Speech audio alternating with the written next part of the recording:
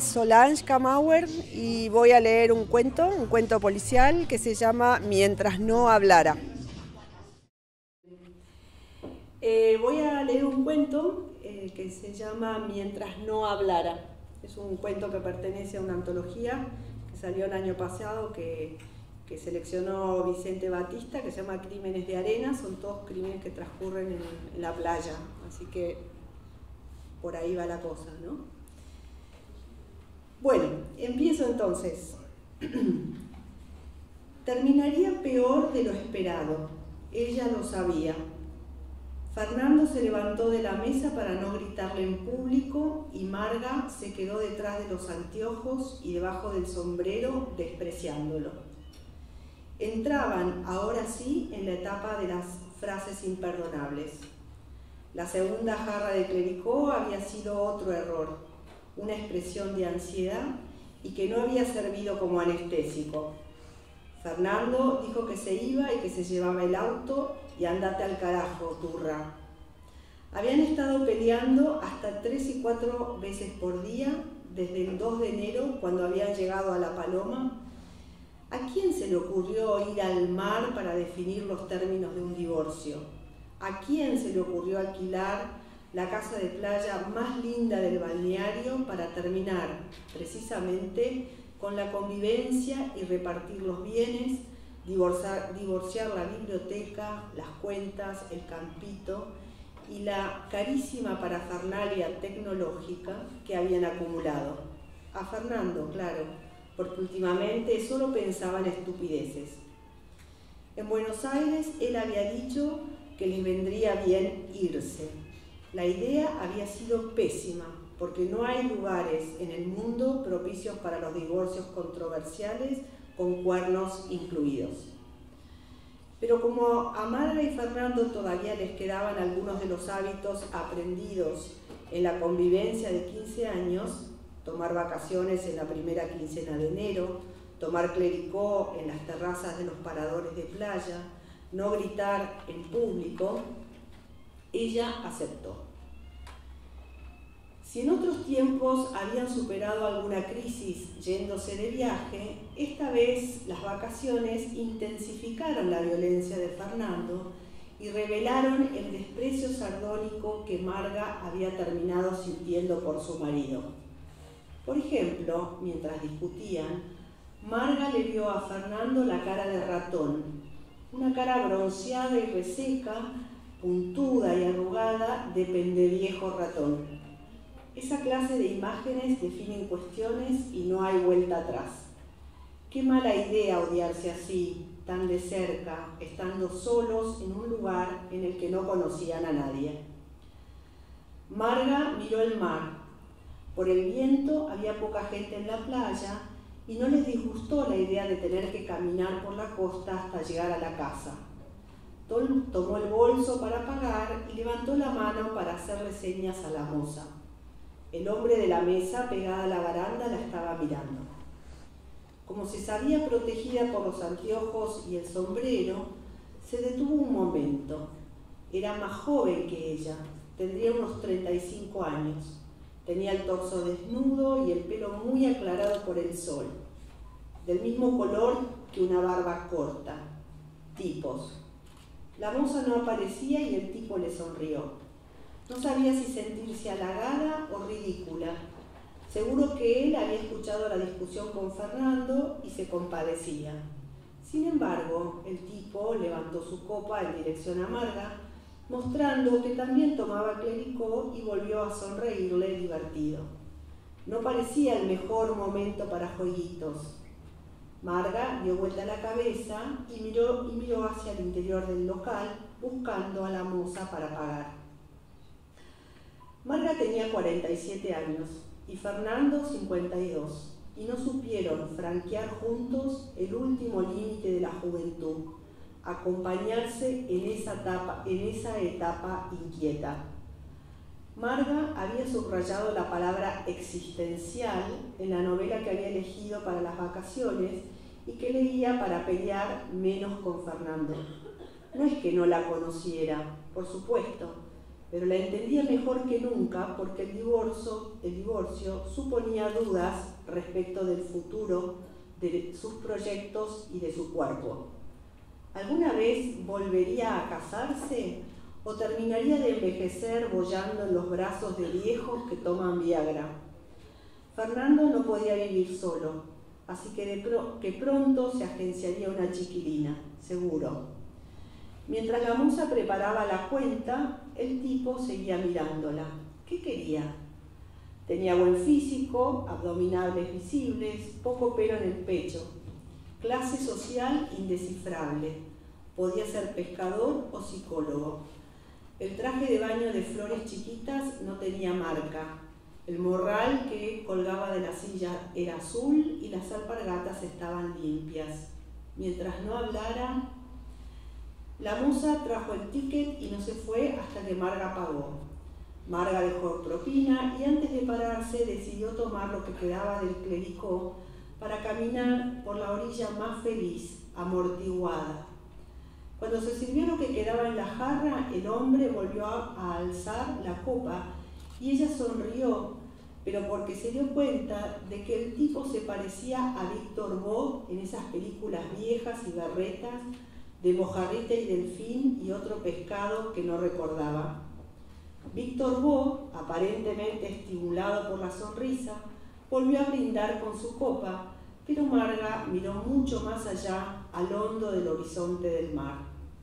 De vuelta en Buenos Aires, sería una mujer divorciada, sería la dueña del campito, porque si Fernando, por cuestiones impositivas, había puesto el campo a su nombre, ahora que se jodiera y que le dijera turra todas las veces que quisiera. Con el envión del enojo se paró, se acomodó el pareo y caminó hasta la escalera, de madera muy seca y algo desvencijada, que bajaba hasta la playa. Consciente de que el tipo seguía mirándola y de que tenía que pasar cerca de la mesa de él, enderezó bien la espalda. Todavía podía ofrecer una aceptable versión de sí misma. Antes de poner pie en el tercer escalón, escuchó un linda y no necesitó darse vuelta para saber que el tipo se dirigía a ella. Bueno, mira vos, se dijo. En la costa se sentía un poco más el viento que soplaba desde el norte. Llegaría a la casa en unos 40 minutos, calculó. Esperaba que Fernando no estuviera ahí porque antes de seguir peleando, antes de recibir otros insultos, quería dormir la siesta. Respiró hondo y se sintió fuerte y libre. La playa estaba casi vacía y las pocas sombrillas que había estaban recostadas en la arena para evitar que se volaran. A medida que se alejara del parador, habría menos gente. La casa estaba lejos de los balnearios más concurridos, pero también por eso era perfecta. A metros de la playa, con vista casi directa a la costa y rodeada de tupidas cortaderas, ofrecía a la vez protección y el sentimiento inmediato de la fuerza del mar. Una casa para enamorados, no para nosotros, evidente, pensó. Se agachó para sacarse las ojotas porque eran incómodas para andar por el agua. Cuando se incorporó, vio que el tipo estaba a casi 2 metros de ella caminando por la arena seca, calzando alpargatas blancas y seguía sin remera. Casi lo había olvidado por completo y se sorprendió un poco. ¿Qué quiere? Esa mañana, mientras tomaba café en la terraza de la casa, se había dado cuenta de que envejecía. No porque se le notaran las canas o porque se arrugaba. Esos eran asuntos de la naturaleza, ajenos a ella, sino porque voluntariamente había dejado de usar corpiños apretados y con push-ups para vivir cómoda. Y ahora, con ese tipo que la seguía, ¿debería volver a poner las tetas en el altar de los corpiños sexy? ¡Qué pavadas! El tipo conservaba la distancia, pero no dejaba de mirarla. Marga se puso nerviosa y girando levemente la cabeza verificó que el tipo estaba cerca. Él le sonrió. Si el divorcio le dejaba la colección de mates, la mitad del departamento el campito y un pendejo al que levantarse parecía un buen negocio. Sintió frío en los pies y Marga salió del agua. Quizás el tipo interpretó ese movimiento como un permiso y se le acercó para caminar a la par de ella.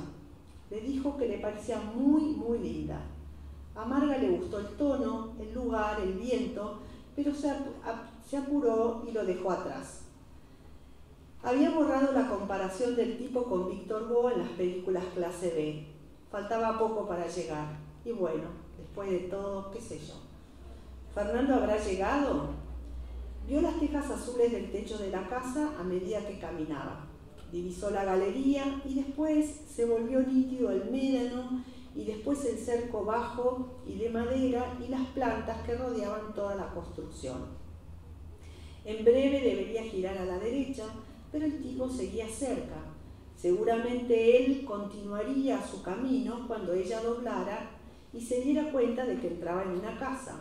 El tipo también la había visto con Fernando, así que no insistiría. Dobló enfilando hacia la vivienda. El tipo se le acercó mucho, volvió a decirle que era linda y se quedó quieto. Ahora Marga, alejándose, le daba completamente la espalda mientras llegaba al médano y comenzaba el rápido ascenso hasta el portón. Lo abrió tranquila y vio al hombre a distancia, inmóvil. Se puso contenta porque la aventura había sido inconducente, pero un buen refuerzo para su ego. Fernando no estaba, porque no estaba el auto que estacionaba debajo del tinglado del lado de la calle. Marga sacó las llaves del bolso y al entrar amainaron los sonidos del viento y del mar. Marcó los 5 números que desconectaban la alarma y se dirigió a su dormitorio, que era el que daba a la galería frente a la playa. El de Fernando estaba justo del otro lado. Qué suerte que no está. Me doy un baño y me tiro a dormir. El clericó y el semilevante hacían su efecto plácido. En su cuarto blanco y fresco desató el nudo del pareo que se había hecho alrededor del pecho. El pareo cayó al suelo. Se desprendió el corpiño. Ya no usaba mallas tan chiquitas como antes, pero todavía podía darse el lujo de exponer algo del cuerpo. Estaba flaca y el bronceado disimulaba las imperfecciones de la piel, la emparejaba. El tipo que la había seguido le demostraba que todavía no tenía que rendirse, que debía volver a usar sus corpiños seductores. Cuando calzó los pulgares en el elástico de la bikini para bajarla, vio al tipo que la miraba directamente a través de la ventana desde la galería. Estaba ahí, sin sonreír, pero observándola con muchísima atención, y Marga finalmente cedió. Desenganchó los pulgares y se tapó las tetas. El tipo la había seguido de verdad, hasta arriba. Se había animado a traspasar el portón y buscarla. La decisión le llevó menos de 1 minuto. Con la mano derecha corrió el pestillo de la puerta-ventana y la abrió, mientras que con la izquierda todavía se tapaba el pecho. Al cabo de 3 meses de exhaustiva investigación, cuando el frío ya empezaba a sentirse en La Paloma y no quedaba casi nadie en las playas, salvo los surfistas más perseverantes, el comisario José Blázquez todavía no podía determinar si a Marga Estrada de Vélez la había matado el marido o alguien más. La mujer fue hallada en su dormitorio y sobre el charco de su propia sangre. La hora de la muerte se fijó entre las 3 y las 5 de la tarde, cuando el marido la encontró muerta. El cuchillo empleado, según el forense, tendría una hoja de unos 3 centímetros de ancho y 15 de largo y había entrado limpiamente hasta cortar la vena cava inferior. Pero el arma no se encontró en la casa ni en los alrededores. El cuerpo estaba completamente desnudo, pero sin signos de violencia sexual, y tampoco presentaba signos defensivos evidentes.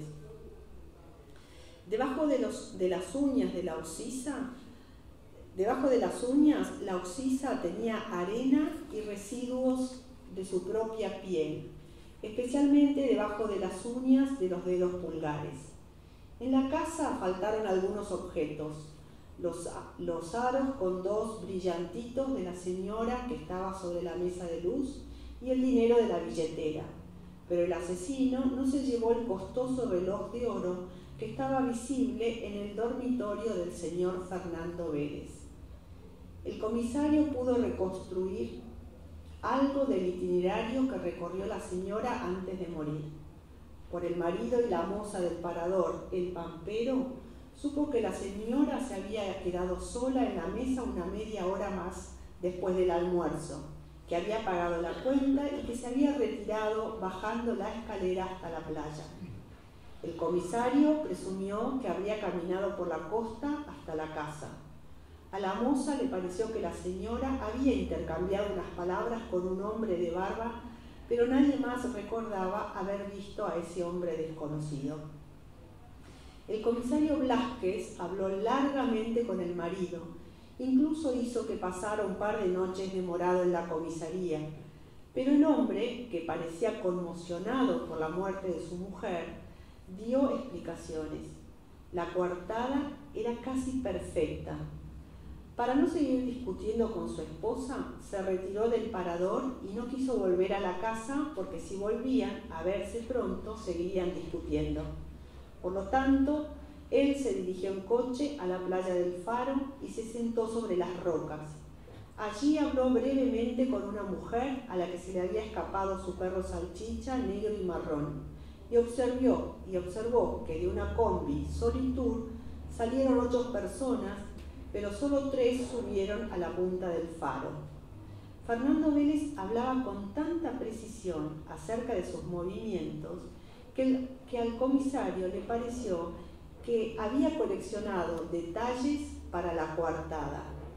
Lo único que Vélez no pudo precisar fue la hora, porque se había olvidado el reloj en la casa. El comisario corroboró los dichos de Vélez con la vecina del perro salchicha y con los de Solitur, una agencia turística conocida de la zona. Pero en toda investigación quedan hiatos imposibles de verificar, y en ese caso hubo unos 20 minutos vacíos. Si Vélez había llegado antes de las 5 a la casa y asesinado a su mujer, jamás se sabría. Son los agujeros negros que absorben hasta las acciones de los santos. Vélez no escondió que estaba en proceso de divorcio, pero dijo que, a pesar de algunas discusiones, habían conseguido llegar a acuerdos razonables con su mujer y que, aunque todavía quedaban puntos conflictivos, él confiaba en que se habrían resuelto si hubieran seguido las conversaciones. Se habían ido juntos de vacaciones porque podían hablar. Cuando el comisario le preguntó sobre el hombre de la barba, Vélez dijo no conocerlo. Tampoco recordaba haberlo visto en la terraza del parador porque estaba concentrado en la conversación con su esposa. El comisario no terminaba de creerles. O Vélez llegó a la casa un poco antes de lo informado y mató a su esposa, escenificando un robo, o Vélez mandó a matar a su esposa con un plan muy bien calculado. Cierto es que también cualquier otro podría haberla matado y robado. Las casas en el borde de la playa son muy vulnerables, aunque tengan alarma. Ese hombre de barba, tan fortuito como otros turistas, parecía haber desaparecido en el vaivén humano típico de enero, y era el único que habría podido aportar algo más, el único que, de hablar, tal vez habría destrabado las dudas.